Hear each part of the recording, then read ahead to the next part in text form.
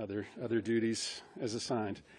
Welcome, everyone. I want to thank my colleagues from the Senate and the House, supporters of the No Political Enemies Act, which we will be shortly introducing.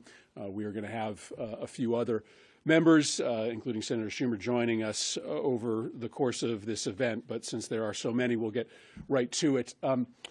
The shooting of Charlie Kirk was a national tragedy. It should have been a line in the sand, an opportunity for President Trump to bring this country together, to do whatever is necessary to stamp out political violence that's targeted both Republicans and Democrats, political violence that emanates from both right-wing and left-wing radicalization.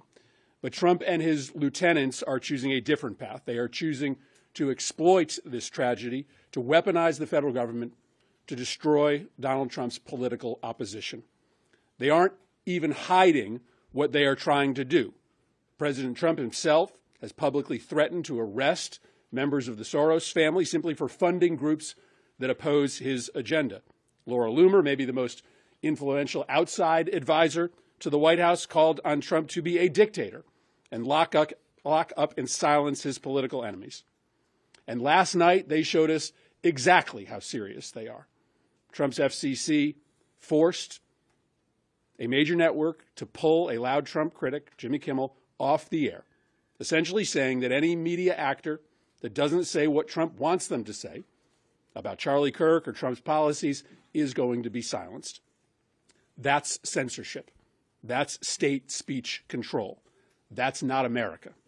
Trump is making it 100% clear that he is going to ramp up his efforts to use the power of the federal government to harass and punish his critics, not because they're supporters of political violence, they are not, but because they have the audacity to openly oppose his policies. This is a standard format for every budding despot. That's why we are going to be introducing, in both the Senate and the House, the No Political Enemies Act. This is legislation that makes sure that the law is on the side of free speech and the right to dissent. Now, I wish this legislation weren't necessary, but it is now.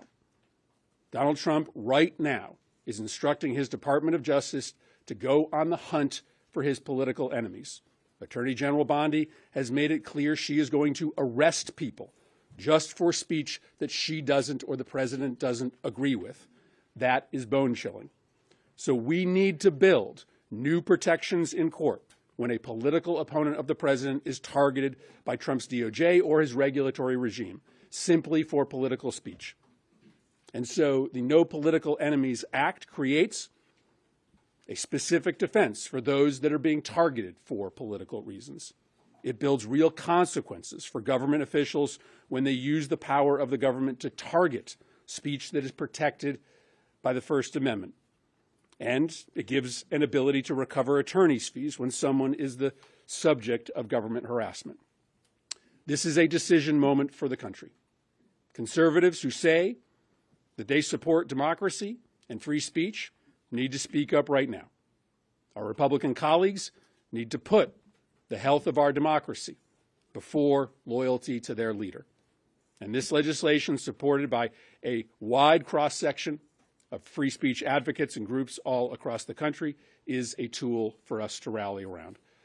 Again, I thank my colleagues for being here to step up and rise to this moment and support this vital legislation. And with that, I'm going to introduce Senator Schumer. Thank you. And let me thank